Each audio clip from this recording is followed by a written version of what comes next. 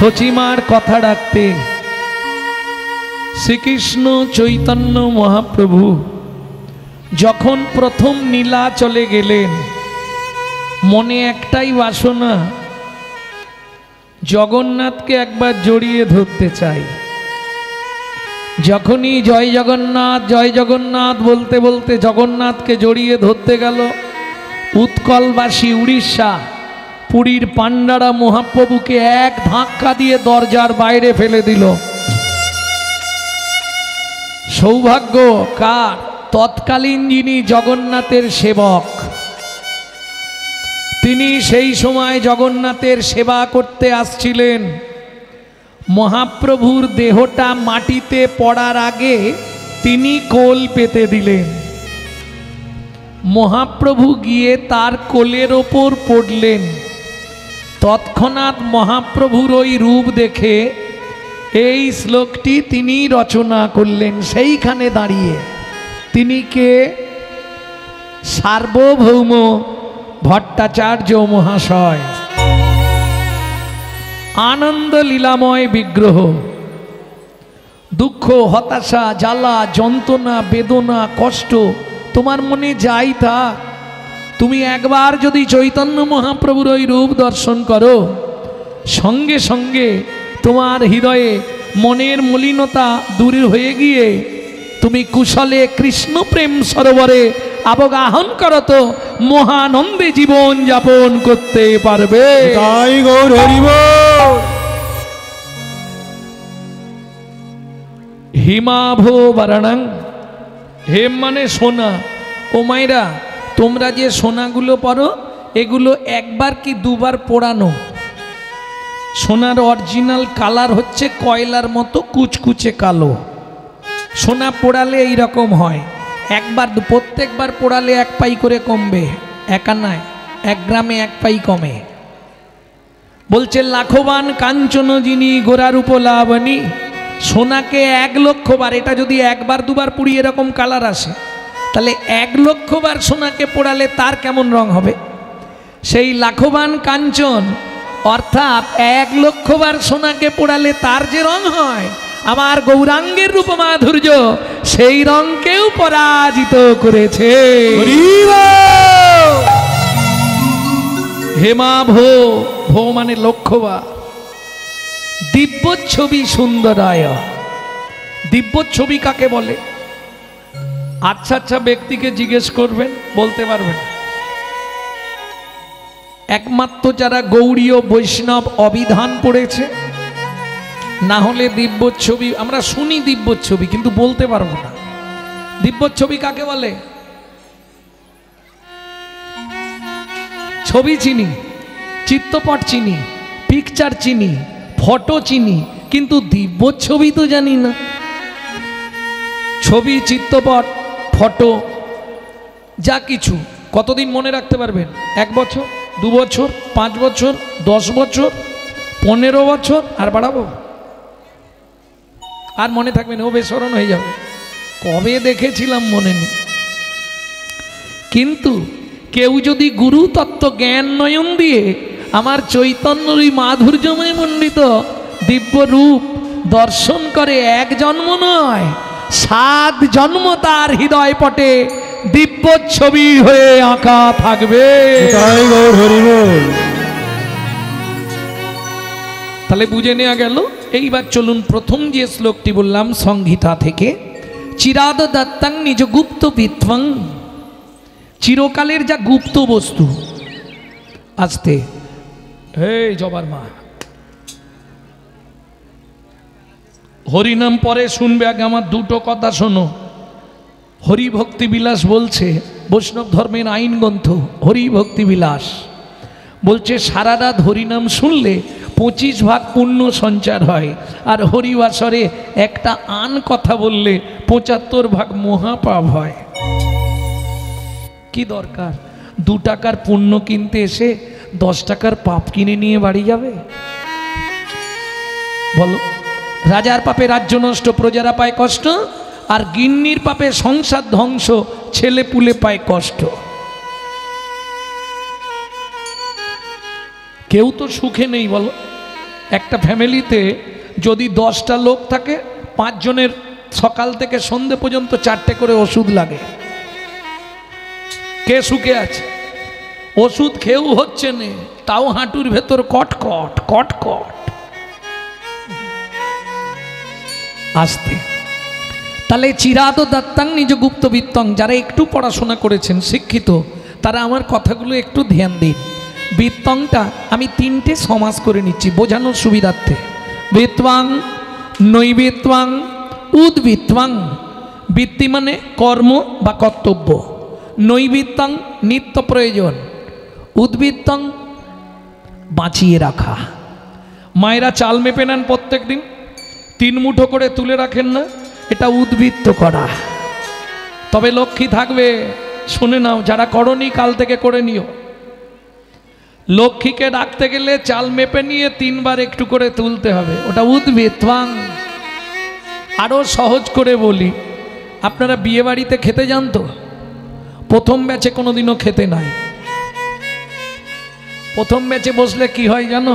খাবার দেয় কিন্তু একটু টান টান করে দেয়। হ্যাঁ, মালিক বলে রিপিট কর রিপিট কর, এখানে দেখি রেখেছে একটার বেশি রিপিট করবি না। হরি বল। বুঝে নেওয়া গেল। আরও সহজ করে দিচ্ছি, বাবা মার যদি 4টে ছেলে মেয়ে হয়, বাবা যদি 4 ছেলে মেয়ের জন্য 4টে রাজভোগ আনে, মা কি করে জানে? আধখানা করে 3 জনকে দেয়, বাকি 2.5টা লুকিয়ে রাখে ছোট ছেলে কিংবা ছোট মেয়ের জন্যে। কেন? এটা বাবা বলতে পারবে না, মায়েরা বলতে পারবে। ছোট ছেলে কিংবা ছোট মেয়ে এরা একটু আদরের হয়, সত্যি না মিথ্যে? দেখবেন এরা খুব আদরে মানুষ হয়। আর কিছু মনে করবেন না, যে ছেলে মেয়েগুলো খুব আদরে মানুষ হয়, আদরে আদরে শেষে গিয়ে ওইটাই ড্যাশ তৈরি হয়। তাই গৌর হরি বল। বুঝলেন না?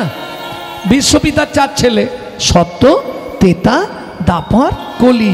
কলি কোন ছেলে? ছোট। অত্যাচারী, অনাচারী, ব্যভিচারী, ভ্রষ্টাচারী, কুলাচারী, চরিত্রহীন লম্পট হয়ে জন্মালো কলি। বিশ্বপিতা জেনে গিয়েছিলেন আমার ছোট ছেলেটা জীবনেও ভালো হবে, ওই জন্যে তিনি সত্য, তেতা, দাপর 3 যুগে হরিনাম দিলেন, কিন্তু আধখানা প্রেমটা উদ্বৃত্ত করে রাখলেন। বুঝে নেওয়া গেল? মায়ের আধখানা মিষ্টি দেওয়ার মতো নাম দিলেন, প্রেম দিলেন না। আচ্ছা, আপনারা কি বোঝেন নাম আর প্রেম দুটোর কি ব্যাপারটা? বোঝেন? বোঝেন না? বুঝিয়ে দিচ্ছি। এই মালাটা দে।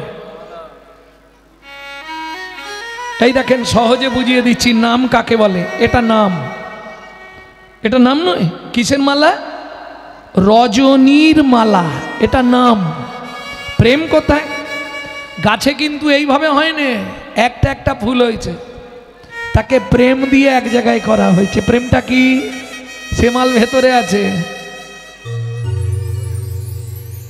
নামকে যে এক জায়গায় বেঁধে রেখেছে সে হলো প্রেম। তার মানে বুঝে নিলেন তো? ভেতরের সুতো, সুতো ছিল বলে এর এত কদর, তাকে কেউ দেখতে পায়নি, সে মাল ভেতরে আছে। তাহলে বুঝে নেওয়া গেল, প্রেম ছিল বলে নামের দাম। বুঝতে পারলি বাবা? সহজে বুঝে নে। এইবার চলুন, কাজবাড়িতে মাল বেশি হলে আপনাদের এদিকে কোথায় রাখে? স্টোর রুমে।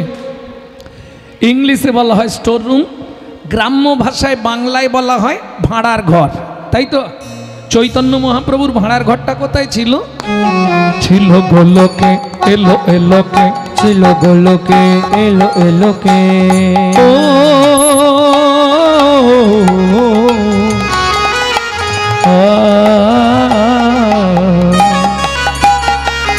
ছিল গোলকে, এলো এলোকে, ছিল গোলকে, এলো এলোকে।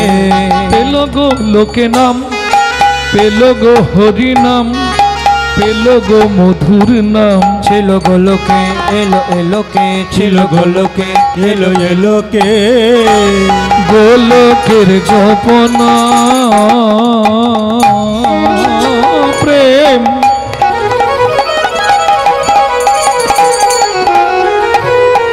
পরিবারে দান ব্রজ ছেড়ে নদিয়ায় এলো গৌর ভগবান। ব্রজ ছেড়ে নদিয়ায় এলো আমার গৌর ভগবান। আরে তাহলে আরেকটা মাইক দিতে হবে, এদিকে ঘুরবো কি? ওটা ওনাকে বলুন, আমরা বলবো, আমি বলতে হবে। ব্রজ ছেড়ে নদিয়ায় এলো গৌর ভগবান। ব্রজ ছেড়ে নদিয়ায় এলো গৌর ভগবান।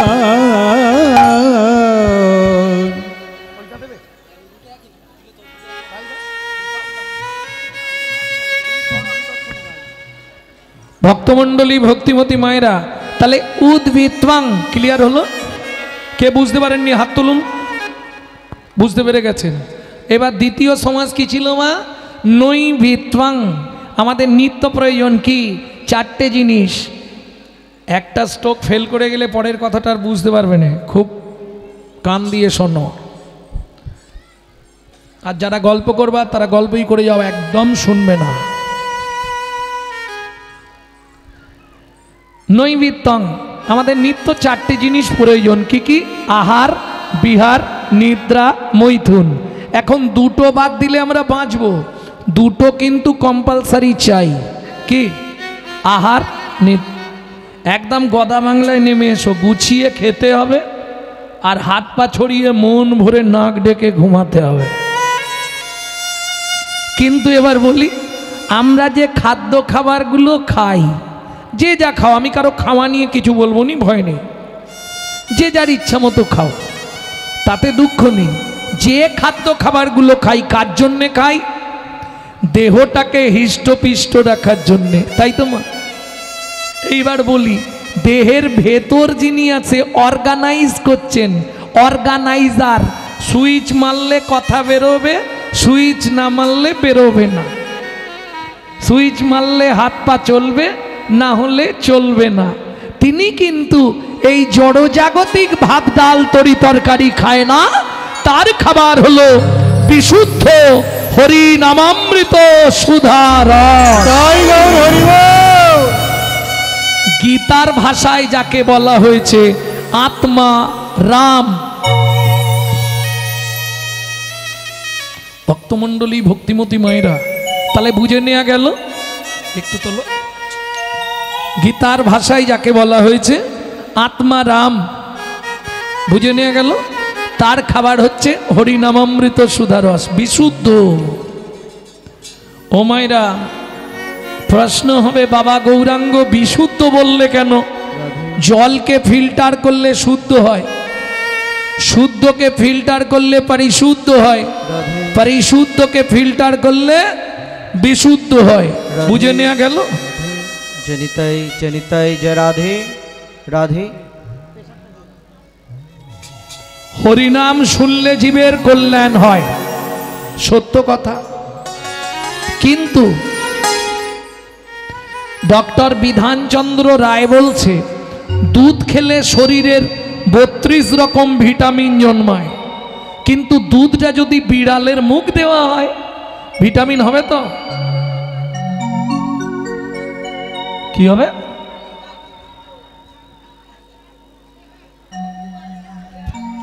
ডিপথোরিয়া হয়ে মরবে, তাই তো? তাহলে হরিনাম শুনলে জীবের কল্যাণ হবে। কি কি কল্যাণ হয় বলো? এত বছর হরিনাম শুনছো, বলো।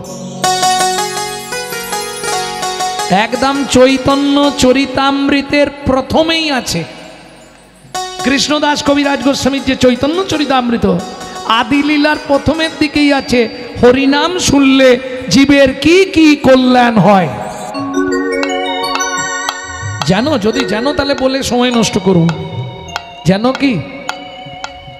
কেহ বলে নাম শুনিলে হয় রে পাপ ক্ষয়, কেহ বলে নাম শুনিলে হয় রে পাপ ক্ষয়। কেহ বলে নাম শুনিলে থাকে না জমের ভয়, কেহ বলে নাম শুনিলে থাকে না জমের ভয়। হরি নামের বহু অর্থ দুই মুখ্য মানি, হরি নামের বহু অর্থ দুই মুখ্য মানি। সর্বয় মঙ্গল হরে ইহাই মোরা জানি, সর্বয় মঙ্গল হরে মোরা জানি, সর্বয় মঙ্গল হরে ইহাই মোরা জানি। সর্বয় মঙ্গল ঘরে ইহাই মোরা জানি। তাহলে হরিনাম শুনলে জন্ম জন্মান্তরের পাপ ক্ষয় হয়ে যায়, আর সর্ব অমঙ্গল দূরীভূত হয়ে সংসারে শান্তির সন্ধান পাওয়া যায়। প্রেম সে বলো চৈতন্য মহাপ্রভু কি জয়। তাহলে বুঝে নেওয়া গেল। এইবার বলি, হরিনাম শুনলে জীবের কল্যাণ হয়, কিন্তু সেটা বিশুদ্ধ চাই। কিরকম? ওই অনাচারী ব্যক্তির মুখে হরিকথা শোনা সর্প উচ্ছিষ্ট সমদুগ্ধং, সাপের এঁঠো করা দুধ খেলে যেমন তোমার ভেতর গিয়ে বিষক্রিয়া করবে, অনাচারী ব্যক্তি যারা, তাদের মুখে হরিনাম শুনতে ভালো লাগবে, সারা রাত হরিনাম শুনবে, আর সকালে গিয়ে মারামারি বাঁধবে, বিষক্রিয়া হয়ে যাবে। বুঝে নেওয়া গেল। তাহলে নৈবেদ্যং আমাদের নিত্য প্রয়োজন কি? চৈতন্য চরিতামৃত যখন লিখছে কৃষ্ণদাস, তখন তার বয়স কত জানেন? 80 বছর। ডান দিকে রেখেছে মুরারি গুপ্তের কর্চা, বাঁ দিকে রেখেছে গোবিন্দ ঘোষের কর্চা। দুটো কর্চা দেখছে আর লিখছে। গভীর রাত্রিতে চৈতন্য মহাপ্রভু স্বপ্নাদেশ দিলেন, কৃষ্ণদাস কে? আমি শ্রীকৃষ্ণ চৈতন্য মহাপ্রভু। শোনো কৃষ্ণদাস, জীবের নৈতিক প্রয়োজনের জন্যে আদি লীলায় 6টা লাইন মোটা কালি দিয়ে লিখে দাও। চৈতন্য চরিতামৃত খুলে দেখবেন আজও ওই 6টা লাইন সব লাইনের থেকে মোটা কালিতে লেখা। নৈবেদ্যং জীবের নৈতিক কর্তব্য কি? সাথে পাঁচে মিলি নিজ দাঁড়েতে বসিয়া, সাথে পাঁচে মিলি নিজ দাঁড়িতে বসিয়া, কীর্তন করহ সবে করতালি দিয়া, কীর্তন করহ সবে করতালি দিয়া। ও প্রভু কি গাইব? 16 নাম 32 অক্ষর হয় মহামন্ত্র, 16 নাম 30 অক্ষর হয় মহামন্ত্র। যাইয়া গৃহেতে জপ হইয়া স্বতন্ত্র, যাইয়া গৃহেতে জপ হইয়া স্বতন্ত্র। আচ্ছা প্রভু, এই 6টা লাইন কিন্তু হৃদয়ঙ্গম করে নিন। মরার আগে বিছানায় শুয়ে থাকলে সেখানেও কাজে লাগবে। হ্যাঁ গো, আমরা তো কলির জীব, কোনো নিয়ম আছে? মহাপ্রভু বললেন কোনো নিয়ম নাই। খাইতে শুইতে নাম লবে যথা তথা, খাইতে শুইতে নাম লবে যথা তথা, স্থানে কাল পাত্র নাই নিয়ম বিধি তথা, স্থানে কাল পাত্র নাই নিয়ম বিধি তথা। ও মাইরা, সব কথা তো মুখে বলা যাবে না, একটু আমার দিকে লক্ষ্য রাখবেন। কিছু কিছু আকার ইঙ্গিতে দেখিয়ে দিচ্ছি, বুঝে যাবেন। সময় পেলেই গাইবে, সময় পেলেই গাইবে, সময় পেলেই গাইবে, সময় পেলেই গাইবে। তোমরা দেখতে পাচ্ছ না? সময় পেলেই গাইবে, সময় পেলেই গাইবে, কাম কামনা দূরে যাবে, সময় পেলেই গাইবে, কাম কামনা দূরে যাবে, সময় পেলেই গাইবে, কামনা দূরে যাবে, সময় পেলেই গাইবে, কাম কামনা দূরে যাবে, প্রেমানন্দের উদয় হবে, কামনা দূরে যাবে, আনন্দের উদয় হবে, কামনা দূরে যাবে, আনন্দের উদয় হবে, কামনা দূরে যাবে, আনন্দের উদয় হবে, কামনা দূরে যাবে, সময় পেলেই গাইবে, সময় পেলেই গাইবে। তাহলে নৈবিত্তং ক্লিয়ার হয়ে গেল। এবার বিত্তং, বৃত্তি মানে কর্ম বা কর্তব্য। আগে জিজ্ঞেস করে নি কি ইচ্ছা, আবার পরজন্মে মানুষ হবে না, দরকার নেই।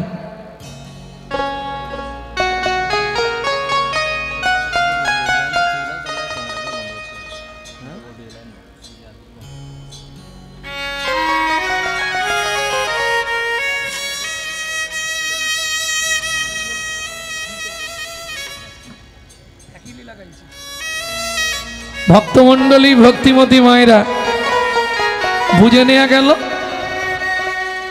নৈবিত্তং কমপ্লিট। তাহলে উদ্বৃত্তং নৈবিত্তং, বাকি আছে বৃত্তং। বৃত্তি মানে কর্ম বা কর্তব্য। কিং কর্তব্য বিমূঢ়, মানুষ হইয়া জনম লোভিলি করিলি ভূতের কাম, নিশি দিশি শুধু পচাল পারিলি না লইলি কৃষ্ণ নাম। ওরে নিশি দিশি শুধু পচাল পারিলি না লইলি কৃষ্ণ নাম। এখন মায়েরা বলবে বাবা তুমি তো হরিনাম করতে বলছো, আমাদের সংসারে কত কাজ, ছেলে মেয়ে দেখা, কর্তা দেখা, শ্বশুরশাশুড়ি দেখা, এই কোনা ওই কোনা। ও মায়েরা, সংসারে চাপ সবারই থাকবে, এটা অবশ্যই মেনে নিতে হবে। বিশেষ করে নারীদের চাপ একটু বেশি। রান্নাটা এক্সট্রা করতে হয়, আনাজ করতে হয়, বাসন মাজতে হয়, এগুলো এক্সট্রা কাজ না। বলি এখন হিসাব করলে পশুদেরও তো সংসার আছে, তাই না? এই দেখো, মানুষ ভাত খায়, কুকুরও ভাত খায়, রাগ করনি কেউ, কিন্তু মানুষ ঘুমায়, কুকুরও ঘুমায়, মানুষের সন্তানাদি হয়, কুকুরেরও সন্তানাদি হয়। এক্সট্রা কি আছে?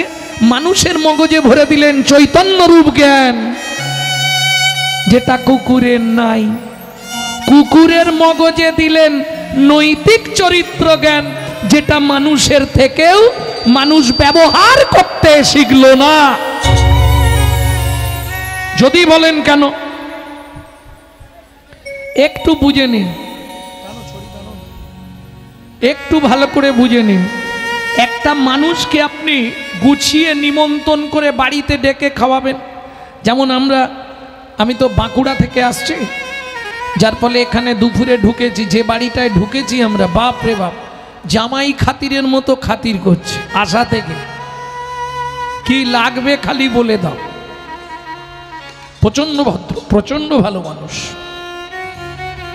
কিন্তু তাও দেখবেন মানুষকে যত ভালো করে আপনি আদর করে খাওয়ান, ও 2 ঘন্টা পরেই বলবে সবই ঠিক করলো, জানিস বেচু কেন কি হলো?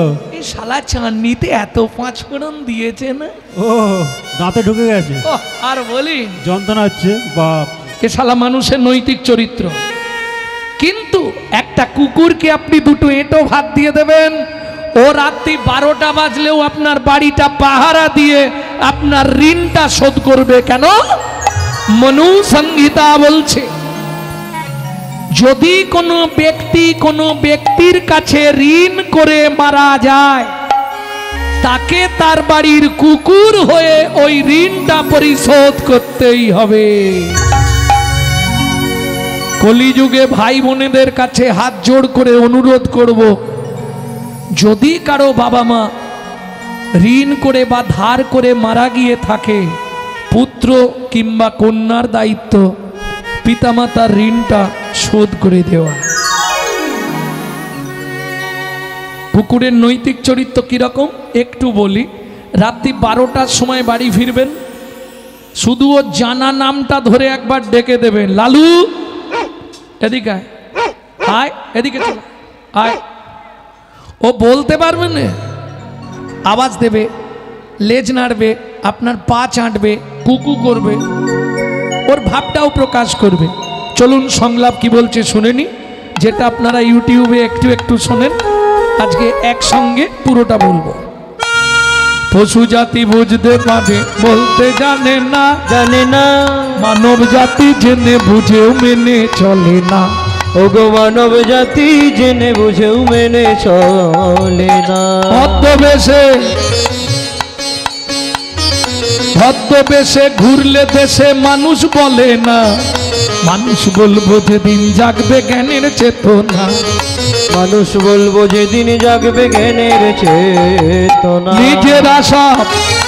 নিজেরা সব ভুগে মরে নিজের কর্ম দোষে, বাবা মাকে তাড়িয়ে দিয়ে কুকুর কিনে পোষে। ওগো বাবা মাকে তাড়িয়ে দিয়ে কুকুর কিনে পোষে। পৃথিবীতে এমন অনেক মানুষ আছে ভাই, মানুষের মতোই দেখতে মনুষ্যত্ব নাই। মানুষের মতোই দেখতে মনুষ্যত্ব নাই। মানুষ মানুষ নয় মনুষ্যত্ব ছাড়া হোক না যত জ্ঞান বুদ্ধি বিবেকেতে বাড়া ধনে আর মানে বড় বড় সেই নয় কৃষ্ণ প্রেম যার অন্তরে তারে কৃষ্ণ প্রেম যার অন্তরে তারে মানুষ কয়। কৃষ্ণ প্রেম যার অন্তরে তারে মানুষ কয়। কৃষ্ণ প্রেম যার অন্তরে তারে মানুষ কয়। তাহলে বৃত্তি আমার কর্ম বা কর্তব্যটা কি হবে যাতে করে পরজন্মে আবার মানুষ হতে পারি নাকি না আর হবনি ইচ্ছা আছে বাহ একজনকে পেয়েছি যে বলেছে আবার মানুষ হবার ইচ্ছা আছে আছে বাহ ইচ্ছা নেই কেন ভগবানের কাছে গিয়ে বলবে ভগবান তোমার কাছে কিচ্ছু চাইবো না এ জন্মে যা হবার হয়ে গেছে পরের জন্মে আমাকে বড় লোক বাড়ির বউ করে দিও এটা চাইবে না কি চাইবে আমি বলে দিচ্ছি একটু শুনে নাও আবার যদি আসি দয়া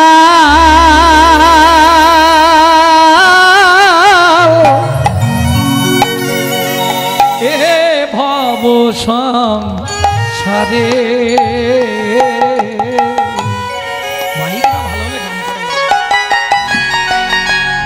আবার যদি আসি দয়া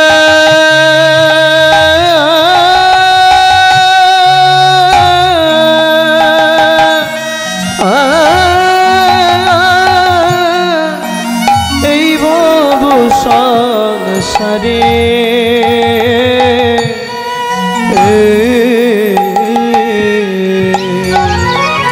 একজন কৃষ্ণ ভক্ত মায়ে গর্ভে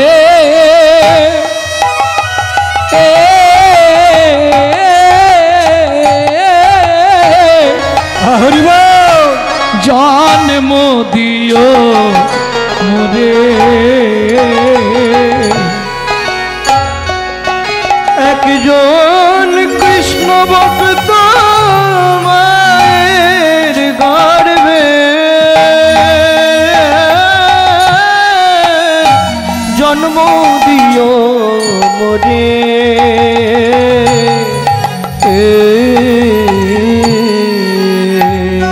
কোন কুলে জন্মাবো ব্রাহ্মণ না বিশ্বাস করুন আমি মন্দিরে গেলেই ভগবানকে বলি জীবনে কোনোদিন ব্রাহ্মণ কুলে আর জন্ম দিও না কেন অহংকার আসবে না আমি ব্রাহ্মণ কি অহংকার হবে না আমি ব্রাহ্মণের ছেলে গৌরাঙ্গ সুন্দর চক্রবর্তী অথচ দেখবেন 9টা গুণের একটাও আমার ভেতর নাই তবু বলবো ব্রাহ্মণ ওই কুলে আর জন্ম দিও না কোথায় জন্ম দেবে হাঁড়ি ডোম কেওড়া না হয় সব থেকে নিচু কাস্ট মুচির ঘরে জন্ম দিও লাভ কি হবে আমি মুচি হইয়া সুচি হব আমি মুচি হইয়া সুচি হব গাইব তোমার না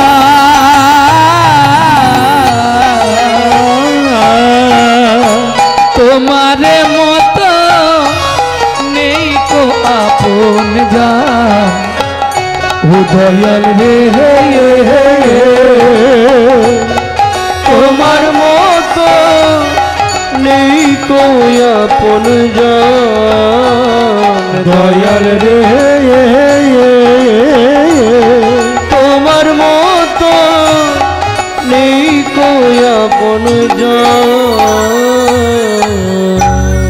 তাহলে বৃত্তং এইবার খেয়াল রাখুন আমার বৃত্তিটা কি হবে আমি যে মানুষ হয়ে জন্মালাম আমি বলছি না মা যে তোমরা মালা তিলক করে রাস্তায় রাস্তায় ঘোরো সেটাও পারবে না কেন হঠাৎ করে তুমি মালা তিলক করবে গোটা পাড়ায় সমালোচনার ঝড় বয়ে যাবে আমরা জাতিতে মানুষ মুখ কিন্তু সব দুটো করে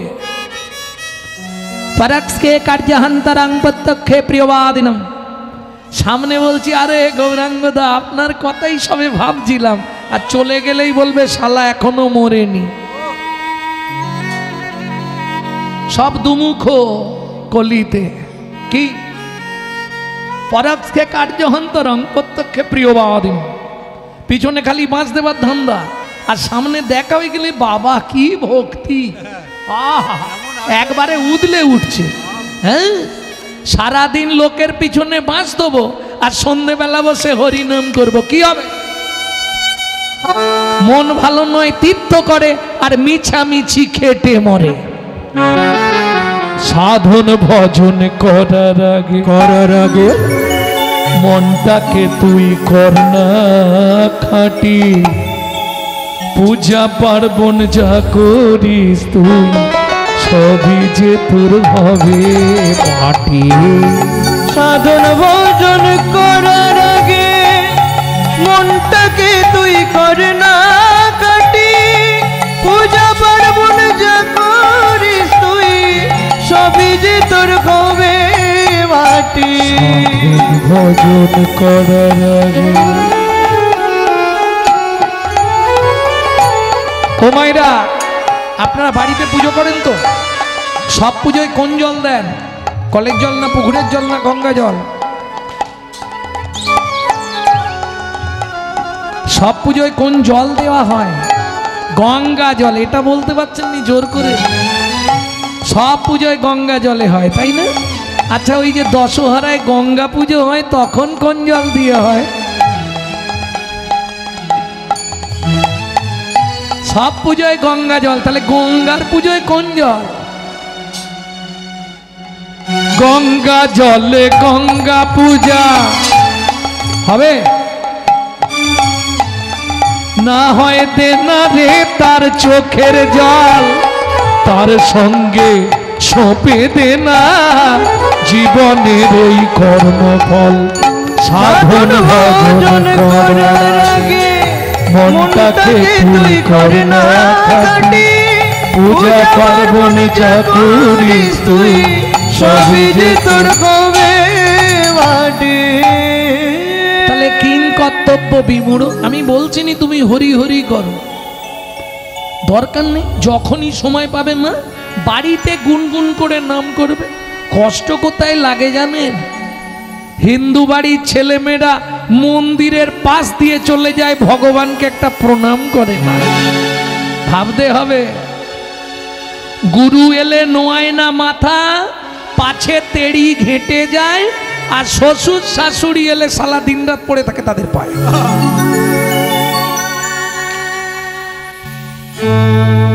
সত্যি বলছি, এই হলো কলিকাল। ধন্য ধন্য কলিকাল। দেখতে থাকো, কদিন পরে দেখবে শ্রীগাল চাটবে বাঘের গাল। দিন এগিয়ে এসছে। হ্যাঁ,